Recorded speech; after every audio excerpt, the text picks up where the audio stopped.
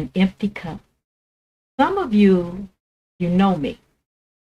You have seen me with sometimes you reach for what used to fill you up and there is nothing there. And that is what I was thinking about today. So, what I was thinking today is this. That's what we're going to talk about.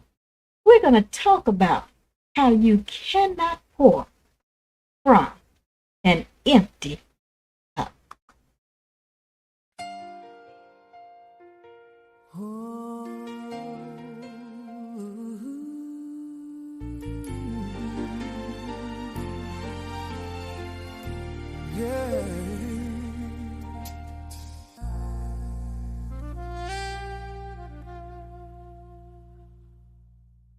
Whatever brought you here today, whatever you are carrying right now, I want you to know the Lord is love, and He can help us before, during, and after a midnight season. And no matter what you have been through, know this: man does not define who God says I am, just as man does not define who God says you are. Whether you've lost a relationship, a spouse, a job, whether you're dealing with health challenges, or whether you've even lost a dream that you planned so well on, your pain is valid and your healing, it matters. And this show is dedicated to understanding grief in all its forms and in choosing, emphasis on choosing, to rise when midnight says stay. So whether you are in your own midnight season right now, or whether you're walking alongside of someone who is, or just trying to understand what it looks like, today's show is for you, because I want you to know this. My story, your story, and their story. Guess what? It is not over. It is not over.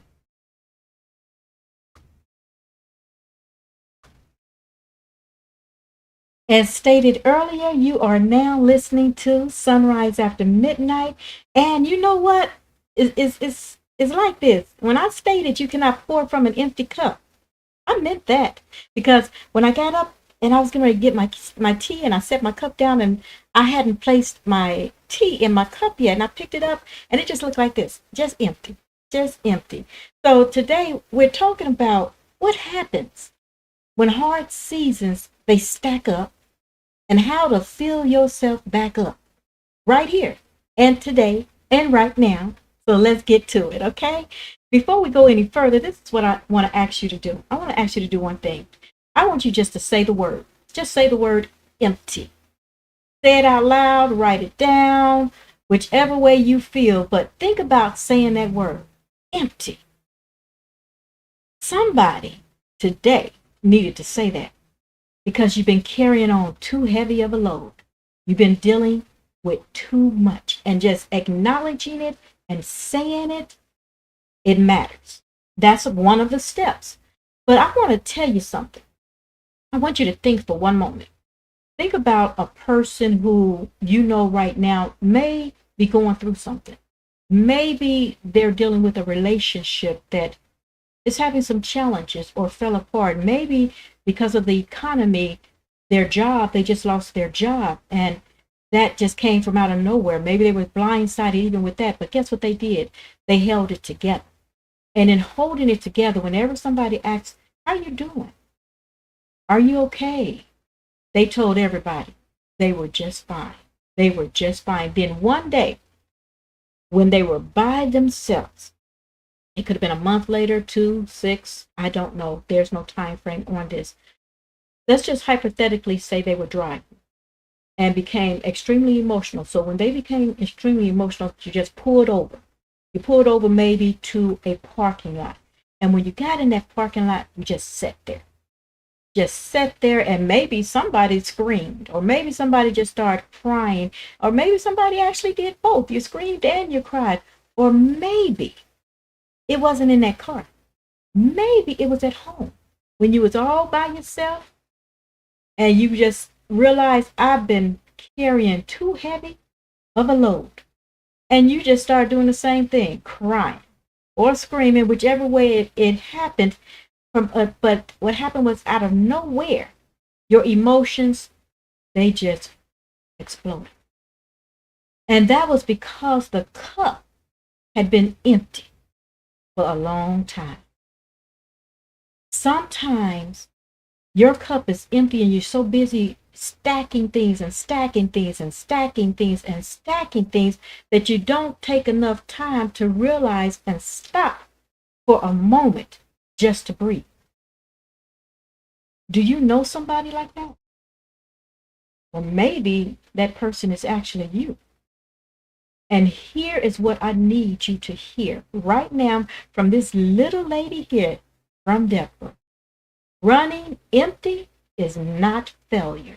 Running empty is not failure. Sometimes you need to keep going, and you keep going and you keep going when sometimes some people just say, hey, hold up, wait a minute, stop. Some people do that and some don't. Some just keep going. But honey, let me share something with you right now. An empty cup is just a setup for a refill. Come on. We're going to say that again. An empty cup is just a setup for a refill. You know, like when you out and you're eating and they give you like free refills on your cup. When that cup is empty, what do? You go fill it up a little bit more because you need to replenish. Okay. And I'm going to actually go and say this with that empty cup, because we're getting into it. Just hang in here with me. We're going somewhere with this today. I like this. I like this. Let's look at Psalms 30 and 5 for a minute. I'm going to turn to Psalms 30 and 5. I'm going to read that to you. And I'm reading from the Nelson Study Bible, New King James Version. And it says on here, for his anger is but for a moment. His favor is for life. Weeping may endure for a night. You know that weeping may endure for a night, but joy comes in the morning. The man we're talking about in this particular passage is David. His name is David. And Psalms 30 is a testimony, because you see, in this testimony, David is telling you how he made it through. Okay. And I'm telling you, you can make it through too, because David had got seriously sick. Okay. He got seriously sick and he actually thought he was going to die.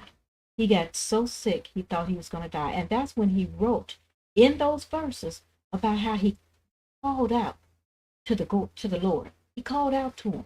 And this is the important part that I want you to know. Before the sickness, David had got a little bit comfortable. Have you did so much and joined so many ministries or assignments or did so many things that you felt that you just got too comfortable in what you was doing?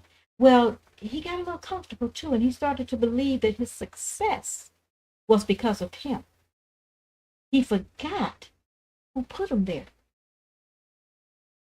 Sometimes our cup becomes empty because of things that we've done and stacked and stacked and stacked. But this is one thing I want you to know right here. Sometimes when your cup is so full, but it's full from things that you placed and God didn't place, and then you're running back and forth, running back and forth, running back and forth, and you're doing this and you're doing that and you're doing that. You're stacking up layers of things, which, to be honest with you, can be called cumulative grief. And we're going to get into that in a minute. But with David cried out. He cried out. And that is what God wants us to do when we're going through our seasons, our midnight seasons. Talk to the Lord about it. Cry out to the Lord about it. Let God know this is what's going on, because your morning coming. Your morning coming, but you have to choose that this is what you want to do. You want to come up in this morning season. Don't sit in that midnight season. One of the things is, I mentioned to you just now about cumulative grief. That means this: before you have had a chance to heal from something that you lost that affected you emotionally, something else hit before you had a chance to deal with it. That is called cumulative grief. Some people call that compound grief. It is not one midnight season, it's multiple ones. A relationship falls through, and then you lose a job. That's stack on top of stack. That's what that is. Because each one lands on top of everything you are still carrying from before. That adds a lot. That adds up a lot. And you know what? If you're dealing with the end of a relationship and you're dealing with that, whether it's through a breakup, a divorce, or even death, when that person is gone, reality itself changes. What you lost was not just a person, it was a future. It was not just a home, it was a version of yourself. And that kind of loss does not empty the cup gradually. That type of loss empties a cup all at once, because it was sudden in some cases. If you're dealing with the loss of a career or a job or a dream, and all of a sudden, let's just hypothetically say, because of the economy, you have businesses that are laying off persons, you have businesses that are closing. Then if you are employed there, that job, it disappears. The thing that gave your days structure and purpose and identity, whether you were laid off, fired, retired, or what, or just walked away, when the career ends, everything built around it, it shifts. That's what it does. It shifts. And when that loss arrives on top of a relationship that you're already dealing with issues from it falling apart, we're just going to hypothetically say it fell apart, that cup does not just empty, it empties fast. We're going to go one more. The loss of a ministry. That's a very sensitive area. But when a ministry ends, when you're removed from a role that you poured your life into, when it's something that you just loved so much, that can become a midnight season. Because it is not just the loss of a role, it is the loss of a community in some cases. It's your spiritual family is a connection to you. So sometimes when you are involved in so many different areas and there's a drastic change, it can affect you emotionally as well. And I'm going to tell you something, church hurt is real hurt. Ministry loss is real. Grief deals with emotions. But I'm going to tell you this. When you're suffering or dealing with those emotions, they don't last all the time. They don't last always. It won't be long before you realize you can't stand again, can't get up. You know, I say that phrase, don't get it twisted. When I think don't get it twisted when it comes to ministry, that doesn't mean you lost your faith, but it can become a layer onto something you're already dealing with. It does not mean you did something wrong. Sometimes God moves you out of one room because he's building something in another room. I'm gonna put it that way. Yeah, let's go with that. Because when you look at that, that does not make leaving and the hurt or the emotions associated with it, it doesn't make it any less. And the pain, I would say name it. If you need to acknowledge what you're going through, what you're dealing with, just like any other midnight season when you're going through, because that's what we're trying to get across. Cumulative grief, which is, as I stated earlier, is layers of things. Maybe it was a relationship, and then on top of the relationship, okay, you had to move. That's two separate layers, okay? Maybe it was a relationship and then you lost your job. That's a different layer. So cumulative grief is not weakness. It is a loss stacking on top of a loss, right on top before you ever get a chance to catch your breath. That's endurance, and it deserves to be honored. When you can say, I've been through this, that, and the other, but I'm still standing. I've acknowledged what I'm dealing with, what I'm going through. I'm not trying to sugarcoat it. I'm telling it like it is. I'm not looking for pity. I'm not looking for sympathy. I'm owning up to what I'm dealing with so that I can heal. That's endurance. When you think about it, let's before I get into what cumulative grief actually looks like, think about it for a minute. When you can be honest with yourself and name what you're going through, that's the first step rather than suppressing it or ignoring it. Because I'm going to give you a little bit of what cumulative grief looks like. And it looks like this. You might be carrying it and not even know you're carrying it. You might be dealing with it, and because it doesn't sound familiar to you, you have no clue about it. Sometimes cumulative grief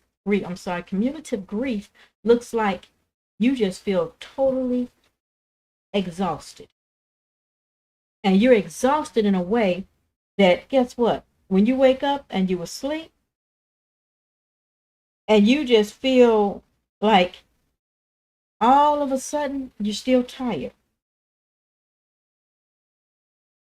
That can be a form of it. You're not just tired, you're exhausted. You're having a hard time feeling joy. Even when something good happens, you feel more numb than you do sad. Like the grief went somewhere deep, deep, deep, deep, and quiet. You're going through those motions, showing up, functioning, but yet you're still not present. These are all symptoms of cumulative grief. You feel guilty for not being further along, like you should be over it by now. You have been so busy holding it together for everyone else that you have not stopped to ask yourself, am I helping self well by getting rest, by eating properly, by exercising? You have to stop and ask yourself, am I taking care of me too? Or is my cup becoming more empty by the second? And that's what we're talking about. Because cumulative grief is when it's heavy, it's real, because it's multiple. It's multiple. And because sometimes that particular type of pain can get so big that people go into survival mode. They stop talking about it just to get through the day. That is not weakness. That's not weakness. That's the body trying to protect itself. I'm going to say that again. Sometimes when you're dealing with cumulative grief, the pain gets so big that people go into survival mode and they stop talking about it just to get through the day. In other words, they shut down. And that's not weakness. That's your body trying to protect itself. And then there is the fear of looking like you cannot handle it, the fear of being too much for the people around you, the fear that if you open that door, if you open that door with everything that you are dealing with, all of a sudden the floodgates are going to come pouring out. It's just going to come pouring out and you're not going to be able to stop. So you shut down and you say, I'm fine. All is good. All is well. And you keep moving. You show up, you function, and you carry that along. There is even a name for what happens in your body when that happens. When it all gets to be a little too much, it's called emotional flooding. We're going to stop right there. I want you to think about that. Emotional flooding. Are you right now dealing with emotional flooding? Let's breathe right there for 1 second.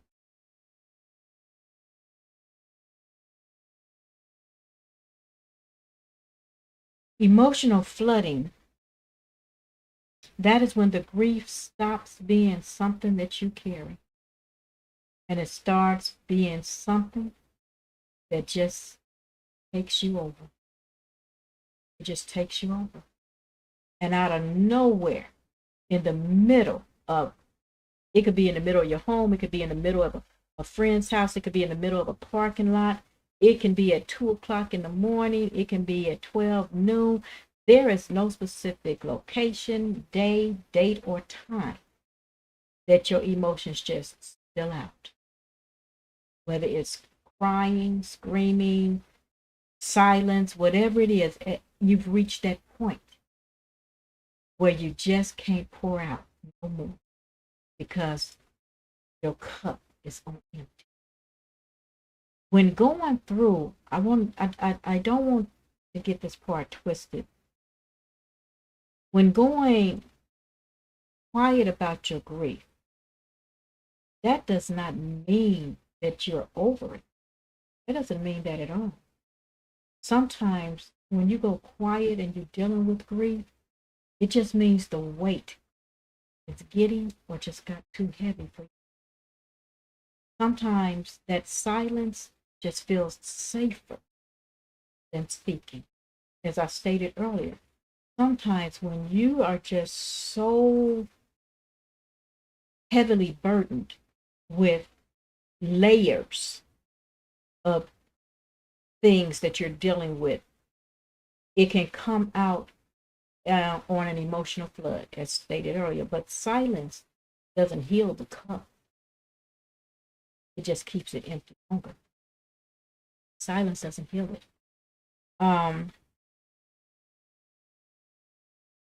Let's think about one more person. Let's think about one more person in the Word of God. I want to briefly mention Naomi. Some of you may have heard about the story of Naomi. And let's just associate Naomi right now as the woman who knew all about that empty cup. You see, in Scripture, it lets you know what all Naomi lost. Naomi, she lost her husband. And then she lost both of her sons. One loss, then another, then another. That takes you back to what I mentioned earlier when I said cumulative grief is where it's stacked up. And it's stacked up to the point that you haven't had time to breathe and deal with the loss of one thing before another one hits you. And that thing does not necessarily have to be a physical death. Like I stated earlier, it could be a relationship. It can be the loss of a job. It could be a health diagnosis. It can be several things. But in this case, we're talking about Naomi. And Naomi, as I stated, she lost her husband. Then she lost both of her sons. One loss, then another, then another. And she, when she was grieving, she said something. She said something out loud that I don't personally know anyone who has said this. I'm not saying nobody has. I'm just saying I personally don't know anybody that said this. Naomi said, don't call me Naomi. We're going to paraphrase it here. Call me bitter, because God has dealt with me with a bitter blow.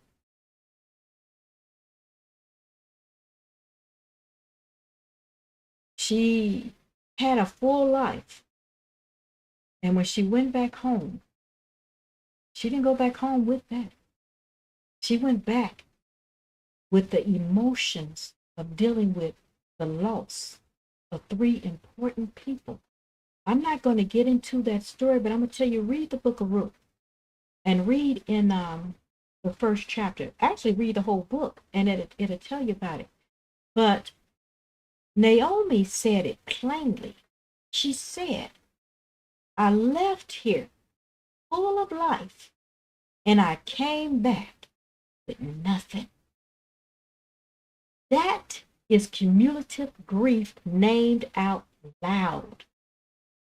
It was named out by a woman in public in front of witnesses. Sometimes when we're going through layers, we don't say that in public and we don't say that to nobody else. We just sit in our own little area and we deal with it. But let me tell you something that's important.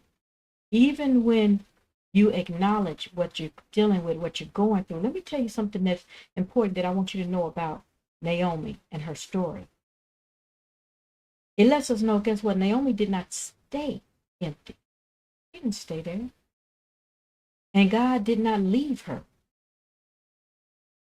She ended up with someone who helped her. And that someone's name was Ruth. Ruth decided she wasn't going to leave Naomi's side. She was going to be right there with her. And that's what I'm telling to you.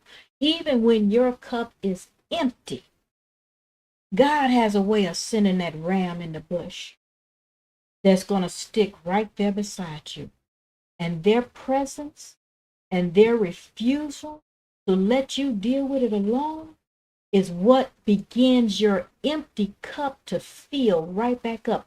That's your midnight season going into its sunrise. Naomi's sunrise, it came. It didn't come quickly and it didn't come easily, but it came. When you're dealing with layers of grief, and like I stated earlier, compound or cumulative grief, when you're dealing with layers, I'm asking you, please do not choose to stay there.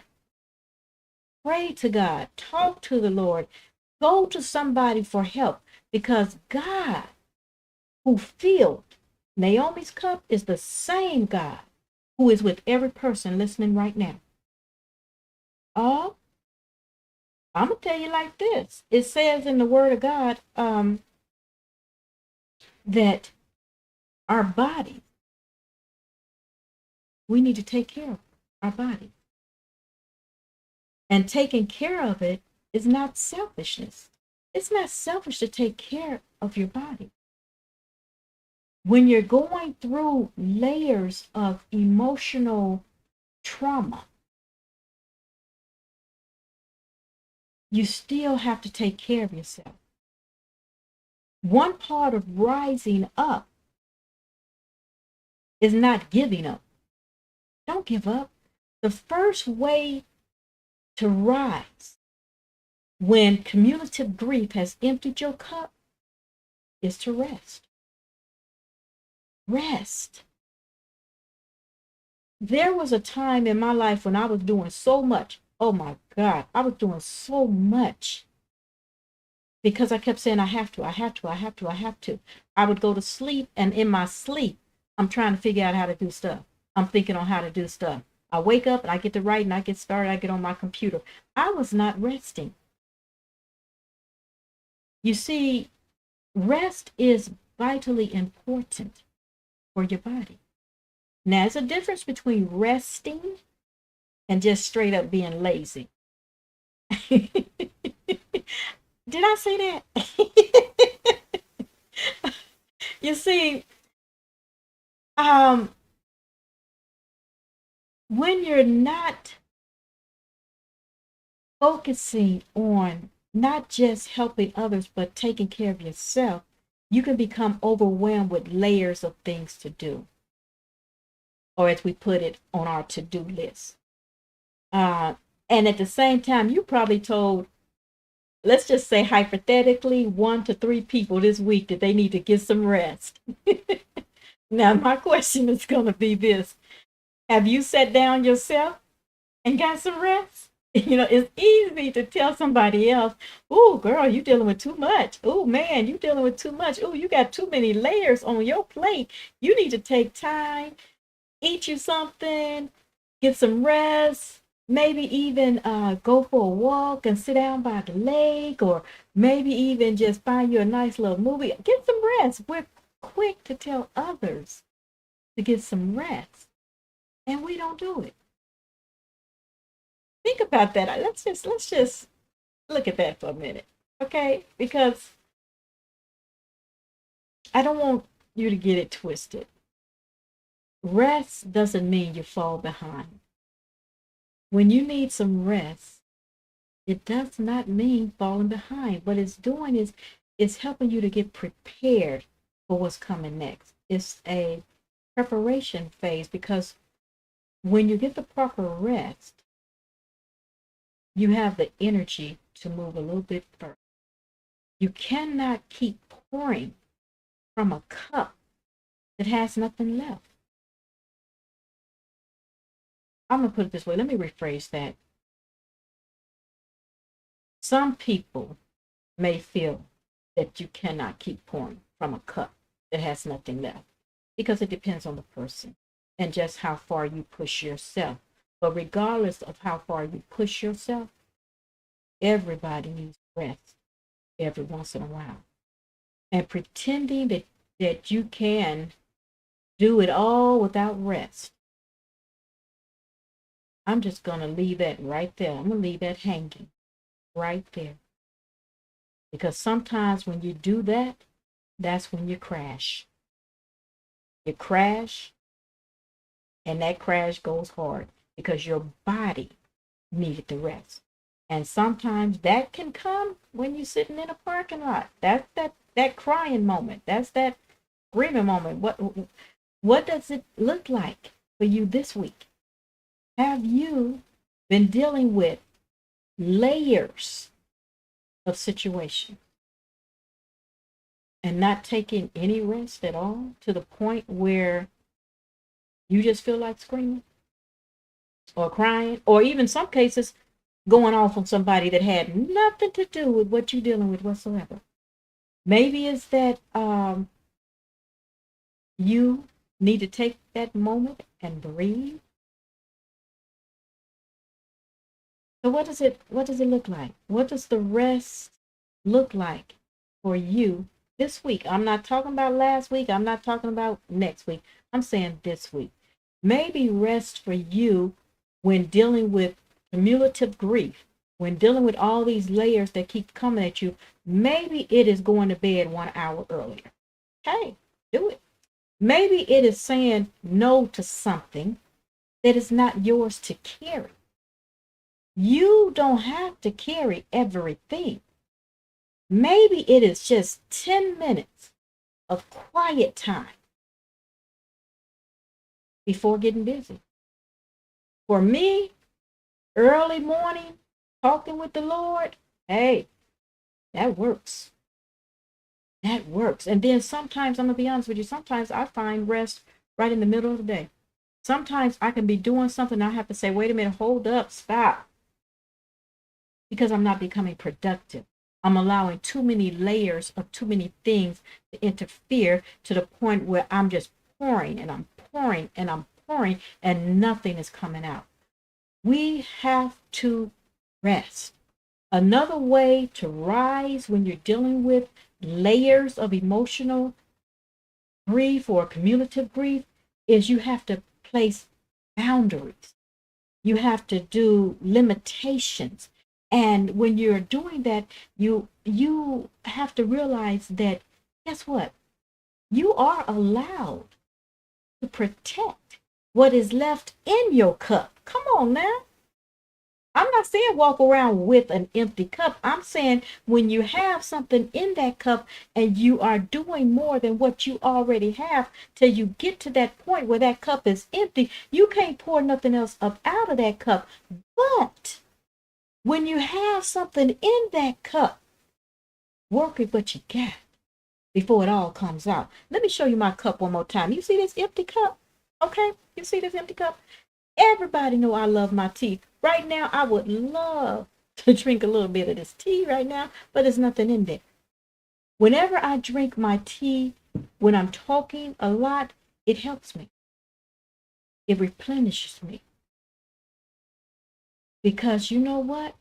When you get to that point and you're exhausted and you do not get some rest and you don't feel that you are allowed to say no, guess what happens?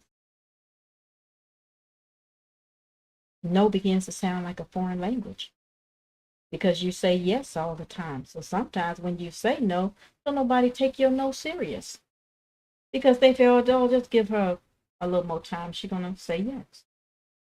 Somebody asks you something, and before your brain finishes the thought, your mouth says yes. You really want me to say that again? Sometimes somebody can ask you, and before your brain finishes the thought, your mouth says yes. And then you go home or you get in your car and you're wondering, why did I say yes? When I know I don't have the time to do this. I'm not able to do this. Maybe I'm just straight up exhausted. That again says you've been saying yes so long to everybody that they don't accept your no. Mm, mm. That's something to think about. Are you doing that? Are you really setting boundaries? Resting and setting boundaries can help you when you're dealing with layers of emotional grief. Sometimes when you're dealing with the layers, people don't like to associate that with the term grief. And I say that a lot for this reason, as I have stated before. Grief does not necessarily mean a physical death all the time. Today, we're talking about cumulative grief, which some call compound grief. But it's still dealing with layers of something that you're going through. Dr. Dr. George Bonanno, he is a professor of clinical psychology at the Teachers College in Columbia University. And he reminded us of this. He reminds us that when we grieve, anything that feels like a loss of identity, you have to look at it that way. It's a dealing with your identity. If it's involving a relationship and a relationship ends and you lose your identity as a partner, a spouse, a family. If it's a career and that career you lose a job, you lose your identity as a provider, as a professional, as a person with purpose. These are reality. Okay? If it's ministry, if you're involved in a ministry and that ministry ends, sometimes you may lose your identity as some person would say, what is my calling? What is my purpose? Which way am I going? You lose that identity. When you look at the identity, anything that affects that and is gone, sometimes that can be called a season. But you don't have to deal with that season by yourself. You don't have to. I'm going to put it this way. My famous phrase, don't get it twisted. We said we wanted you to rest. We said we wanted you to create some boundaries. You have to protect your energy. And protecting your energy is not abandoning people that you love. It's not.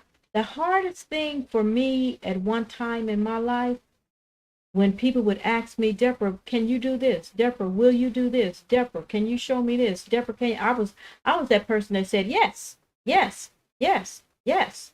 I was also that person that said when I got home, why did I say yes? The difference is this. If you say yes, hey, that's on you. But if you say no, because you're protecting your energy, because you don't have that energy level right now, because you're dealing with too much, whatever needs to get done, it's going to get done. It's going to get done. You are allowed to say, I'm not able to. You don't have to even go into the details. You ain't got to tell I'm going through this layer, that layer, this layer. I'm just going through emotional problems. You ain't got to go through all that. Just like you're allowed to laugh, you're allowed to cry, you are allowed to say no. You are allowed to enjoy your space sometimes. And guess what? No is a complete sentence. It does not require a paragraph of explanation as to why you're saying no. Sometimes just say no. Naomi, when we spoke of Naomi earlier, Naomi set a limit. She was honest about what she had left to give. That's not selfishness, that's wisdom. She was honest. And here's the thing about limits that nobody, no, I'm not going to say the word nobody. The thing about limits that sometimes we might not focus on is that limitations are not permanent. Just because you said no today don't necessarily mean you're going to say no next month. Next month you may be more energized to help out more. A limit is not a wall. It's just a door with a lock for the moment. That's all. A limit just says right now I'm not able. It is not permanent. You are the person who decides when to open up that door. And that decision to open the door does not belong to anybody else. It actually belongs to you. And just like I've said no before, when I was rested, sometimes, not all the times, I didn't do this all the time. Sometimes I revisited what I said no to. And if help was still needed or more help, additional, hey, and I could help, then that no switched up to a yes. But in between, I had to rest. So one way to rise is rest. Another way to rise is set some limitations, set some boundaries here. Another way to rise is going to be to let someone pour back into you. You see, even though you're resting, even though you're setting boundaries, you got to realize that you have help too. You have a support system as well. Allow somebody to pour into you. Allow someone to come in and help you. And you know what? I already think some of you might be thinking right now, oh, I'm fine. I just don't want to burden nobody. I'll figure it out later. I got it all figured out. You've been saying I'm fine so long that you almost believe it yourself. It's okay to say I'm not okay today. It's okay to set some limitations. It's okay if you're not fine today. And that is okay because fine is just overrated. Fine is just what sometimes we say when we do not have the energy to explain what's really happening. Sometimes that's what happens. And we just say, fine. And I have to keep it real because I'm one of those persons that did that. Fine, I'm fine, I'm fine. No one, I couldn't wait to get home and go to sleep. Okay? But let me look up, it's a passage I want to look up right now. It's Galatians. Let me see here. Galatians, let's go to Galatians real quick here. Galatians, the 6th chapter. I think it's in the 6th chapter here. Just give me a minute here. So we're going to go to Galatians. Let's see. Okay, Galatians 6:2. And it says, bear one another's burdens and so fulfill the law of Christ. For if anyone thinks himself to be something when he is nothing, he deceives himself. But let each one examine his own works, and then he will have rejoicing in himself alone and not in another. For each one shall bear his own load. What that's saying to me is this. We have to also in Galatians 6:2, we have to reach out. Reach out to people who are going through. Don't reach out if all you're reaching out for is because you want to be nosy. Straight up. It ain't your business. Reach out because you really want to help. Reach out because you really want to pray. Reach out because you want your presence known. When people are dealing with layer after layer after layer, it can become overwhelming. And that's cumulative grief. When asking someone to help and when reaching out, don't reach out to everybody and don't reach out to anybody. You have to stop stooping down for everybody else. I have a pillow that's on my bed right now, and that pillow was given to me at a prayer retreat years ago. I mean, when I say years, I'm talking over 10 years ago. And that pillow says, learn how to get on your own self knees and pray. I look at that every day.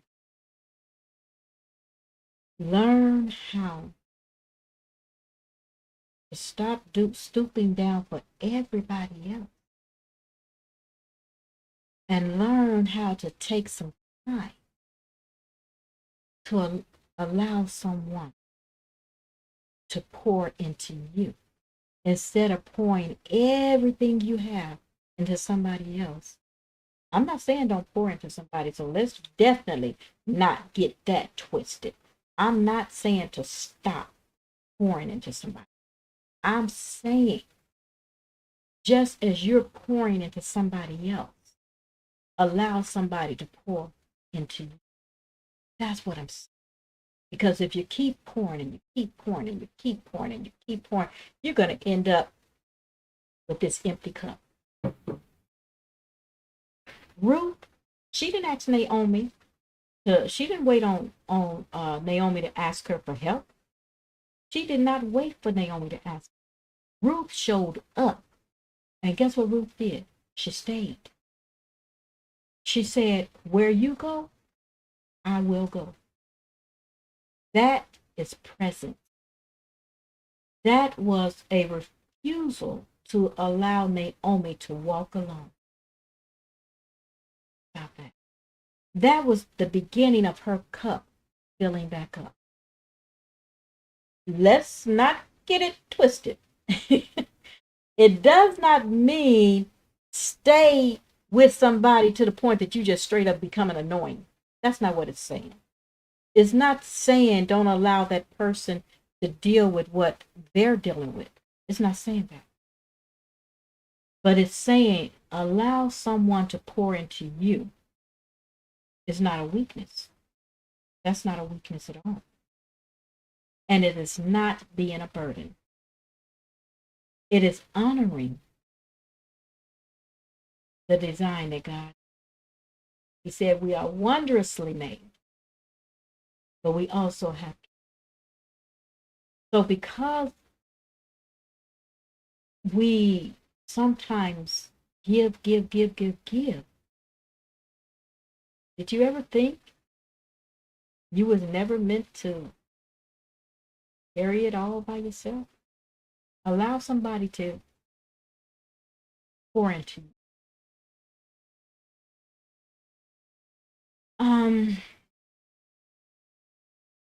When you think about it, I wanna make sure I stay on track here.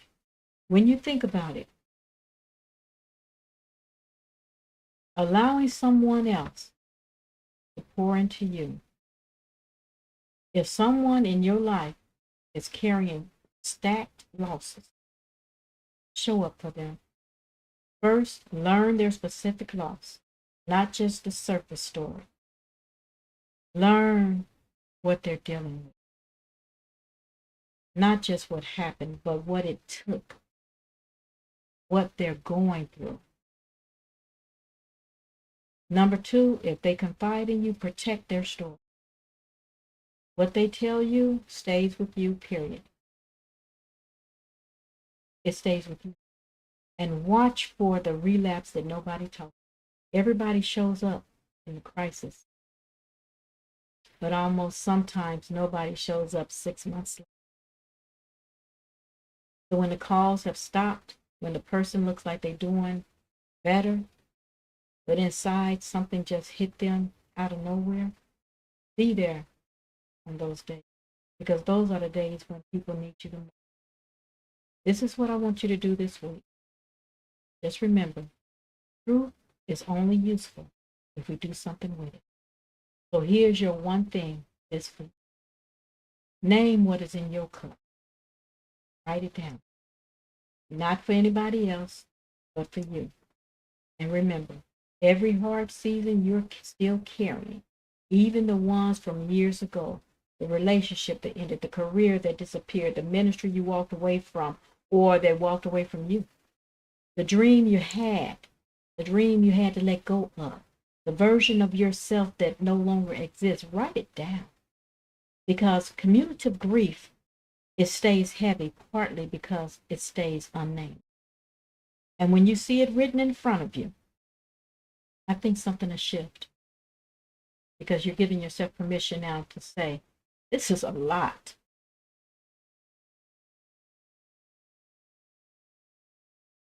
That's all I'm going to say. Empty cup. But your empty cup can be filled again.